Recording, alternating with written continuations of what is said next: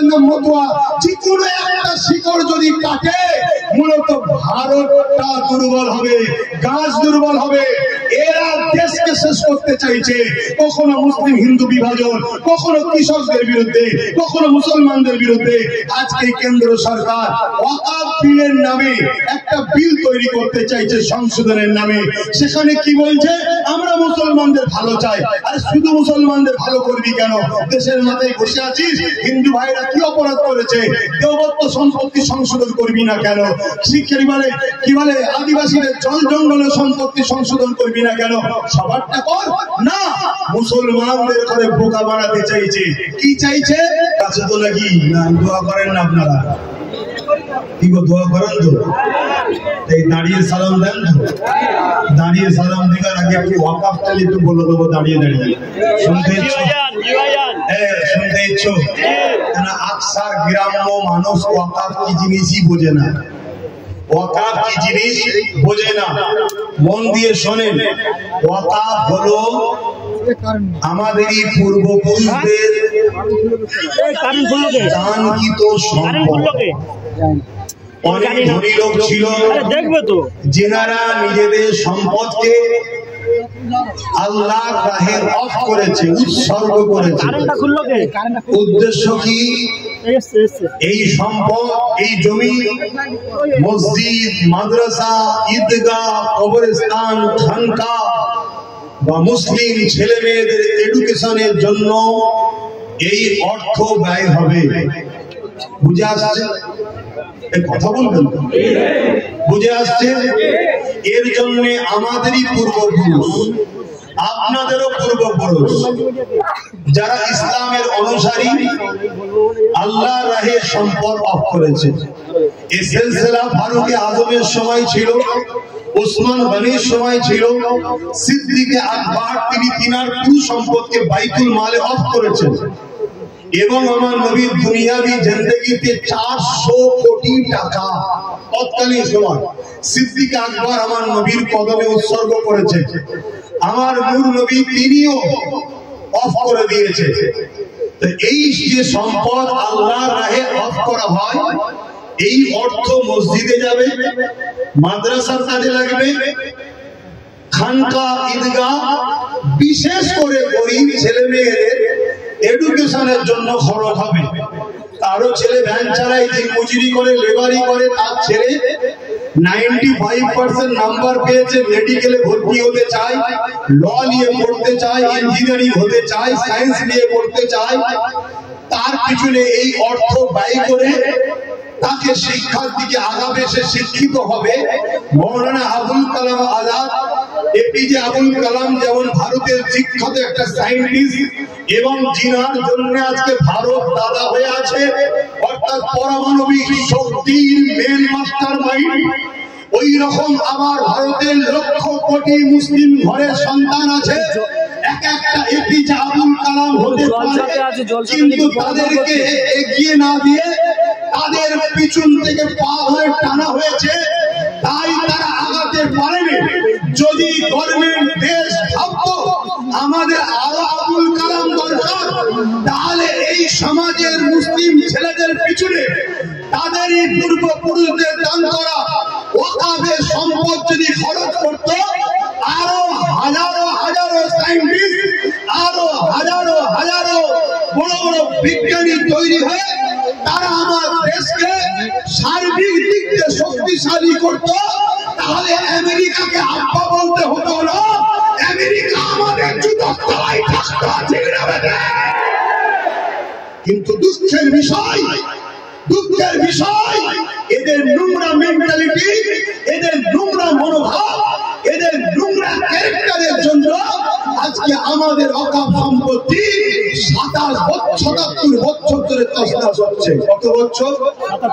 77 বছর ধরে পুরো ভারত জুড়ে লক্ষ লক্ষ বিঘে, 27 লক্ষর উপরে বিঘে জমি আছে, যার টাকার গণনা আপনাকে ক্লিয়ার বলা সম্ভব নয়। আপনি হয়তো অজ্ঞানে পড়ে যেতে পারেন এত টাকা। এই বিশাল সম্পদ 77 বছর ধরে চুরি হচ্ছে, এই বিশাল সম্পদ 77 বছর ধরে লুট হচ্ছে। আমি জানি না আমার বক্তব্য কজনের পছন্দ হবে। রিসেন্ট কিছু লোক ওয়াকফ নিয়ে আন্দোলন করছে, তাদের মূলত যেন লক্ষ্য শুধু কেন্দ্র সরকারের বিরোধী করা। বাকি যারা খাচ্ছে খাবি যা, কেন এরা তো আমাদের ভাগ দেয়, ও তো ভাগ দেবে না।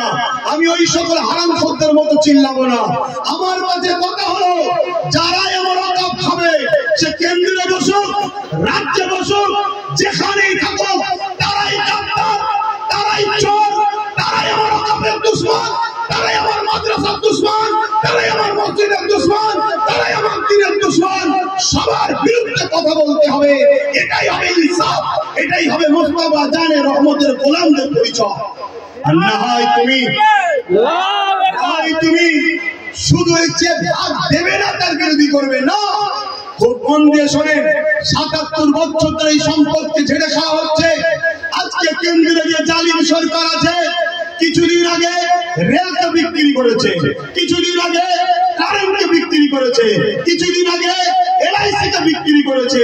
LIC তে ১ লক্ষর উপরে চাকরি গেছে, ১ লক্ষ হিন্দু পরিবারের চাকরি গেছে। বিজেপি বা কেন্দ্রের সরকার শুধু মুসলমানদের দুশমন নয়, ও ভারতের দুশমন, ও হিন্দুদের দুশমন, প্রত্যেকটা ভারতীয় দুশমন। কারণ এর আগে রেল বিক্রি করে দিয়েছে। হকারদের আজকে কি অবস্থা দেখুন। হকারি করে কারা? বেশিরভাগ তো মুসলিম ভাইরা সেখানে রয়েছে। LIC করে কারা? বেশিরভাগ তো মুসলিম ভাইরা রয়েছে। ট্রেনে জব করে কারা? বেশিরভাগ তো মুসলিম ভাইরা রয়েছে।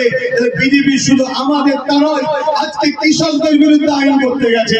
এইভাবে বার আমার ভারতবর্ষটাকে তছনছ করে দিচ্ছে। ভারতবর্ষ একটা গাছ, মনে রাখবেন, ভারতবর্ষ একটা গাছ। এই গাছের অনেক কটা শিকড় আছে। একটা শিকড়ের নাম মুসলিম, একটা শিকড়ের নাম হিন্দু, একটা শিকড়ের নাম আদিবাসী, একটা শিকড়ের নাম খ্রিস্টান, একটা শিকড়ের নাম দলিত, একটা শিকড়ের নাম সাঁওতাল, একটা শিকড়ের নাম মতুয়া। যে কোনো একটা শিকড় যদি কাটে, মূলত ভারতটা দুর্বল হবে, গাছ দুর্বল হবে। এরা দেশকে শেষ করতে চাইছে। কখনো মুসলিম হিন্দু বিভাজন, কখনো কৃষকদের বিরুদ্ধে, কখনো মুসলমানদের বিরুদ্ধে। আজকে কেন্দ্র সরকার ওয়াকফ বিলের নামে একটা বিল তৈরি করতে চাইছে সংশোধনের নামে। সেখানে কি বলছে? আমরা মুসলমানদের ভালো চাই। আরে শুধু মুসলমানদের ভালো করবি কেন? দেশের মাথায় বসে আছিস, হিন্দু ভাইরা কি অপরাধ করেছে? দেওবত্ত সম্পত্তি সংশোধন করবি না কেন? শিক্ষারি বলে কি বলে, আদিবাসীদের জল জঙ্গলের সম্পত্তি সংশোধন করবি না কেন? সবারটা কর না। মুসলমানদের করে বোকা বানাতে চাইছে। কি চাইছে? ৭৭ বছর ধরে আমাদের সম্পদের টাকা সবাই মিলে লুটে পুটে খেয়েছে। এরা চাইছে পুরো বিল করে ওয়াকফের টোটাল জায়গাকে আমরা নিজেরা আত্মসাৎ করে নেবো, আমরা নেবো। এখন প্রশ্ন হতে পারে, ৭৭ বছর ধরে সবাই খায়, এর বিল করে সব গেল কেন? হঠাৎ বিল করতে কেন চাইছে? এর কারণটা একটু মন দিয়ে শোনো। গুজরাটে একটা মসজিদ আছে ১৩০০ বছর বয়স, কেরলে একটা মসজিদ আছে ১৪০০ বছর বয়স।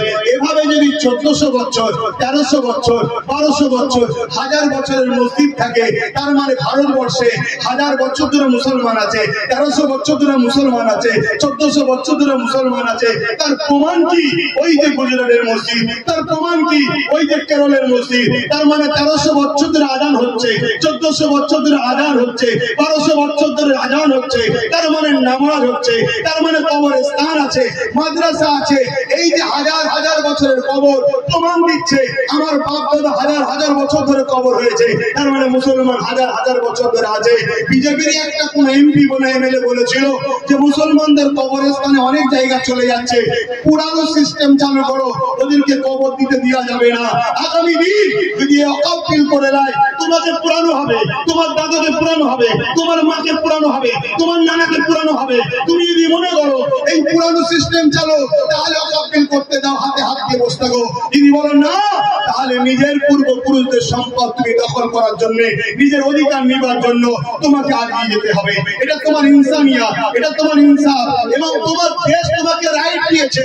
এই অধিকার তুমি নেবার জন্য যা খুশি করতে পারো, তোমাকে তোমার দেশ রাইট দিয়েছে। তোমার সংবিধান তোমার পাশে আছে।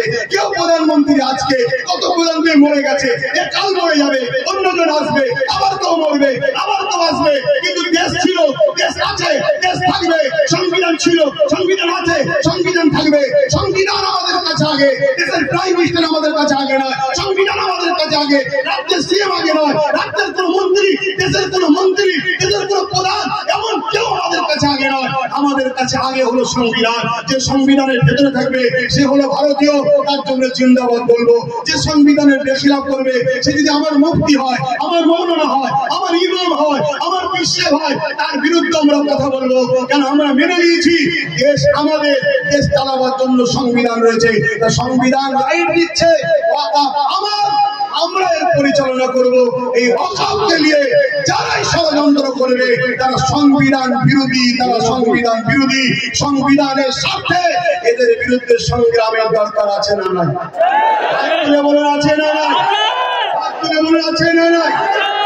বলে আছে না নাই? আমার প্রশ্ন আপনাদের কাছে একটা, প্রশ্ন একটা, এই লড়াইটা করবেন কাদের সাথে? যারা দীর্ঘ ৭৭ বছর ধরে ওয়াকফ খেয়েছে তাদের সাথে লড়াই করবেন? কথা বলছেন? যারা দীর্ঘ ৭৭ বছর ধরে খেয়ে আসছে তাদের ঘরে নিয়ে লড়াই করবেন? আমি তো দেখছি অনেক মুফতি মৌলানা, খারাপ নেবেন না, হয়তো অনেকে ভুল বুঝতে পারেন না, আমাদেরকে নতুন করে ফাঁসানো চলছে। অনেক মুফতি মৌলানা দেখবেন সামনে সারিতে দাঁড়িয়ে গেছে, চলো আন্দোলন করতে হবে। তোকে তো দেখতাম ওর সাথে ওর সাথে ওর সাথে ওর সাথে সবার সাথে তুই উঠা বসা করেছিস দীর্ঘ বছর ধরে। তারাও যখন ওয়াকফ খাচ্ছিল ওই তোর মধ্যে তো কোনো কথা নাই ছিল কি? আজকে তুই কেন চিল্লাচ্ছিস? অতএব সাবধান, সতর্ক হন। আমি শেষ কথা বলছি, আমি 2014-15 থেকে ওয়াকফের পক্ষে আন্দোলন করছি না, করে দেখেছেন না? দেখেন না? আমার বিরুদ্ধে তখন তো অনেকে বিরোধী করেছিল। আজকে কি হলো? আমি যা বলেছি বিগত দিন আজকে ঘটছে না, ঘটেনি। এরপরও বলছি আপনাদের স্বার্থে সাথ দেবো। ইসলাম নিয়ে আপনাদের ভাবতে হবে না, ইসলাম আল্লাহ যথেষ্ট, আপনাদের অস্তিত্ব থাকবে না। সাথ দেবো, সময় নেই, সাথ দেবো। আপনারা বুকে হাত দিয়ে বলুন, আমি ডাকলে আপনারা সাড়া দেবেন? আমি ডাকলে আপনারা সাড়া দেবেন? ডাকলে আপনারা সাড়া দেবেন? আমরা করে বলছেন তো? মনে রাখবেন, আমার ডায়ে আমার বায়ে তারা থাকবে না, তাদেরকে কিন্তু আমি রাখবো না। যারা ৭৭ বছর ধরে আমাদের ছেড়ে খেয়েছে তাদেরকে রাখবো না। আর আমার বায়েতেও তাদেরকে রাখবো না। যারা এই ৭৭ বছর খেয়েছে তাদের সঙ্গে যারা দালালি করেছে তাদেরকেও রাখবো না। আমার ভাষা কি কষ্ট দিল? আর কথা নেই, শেষ করছি।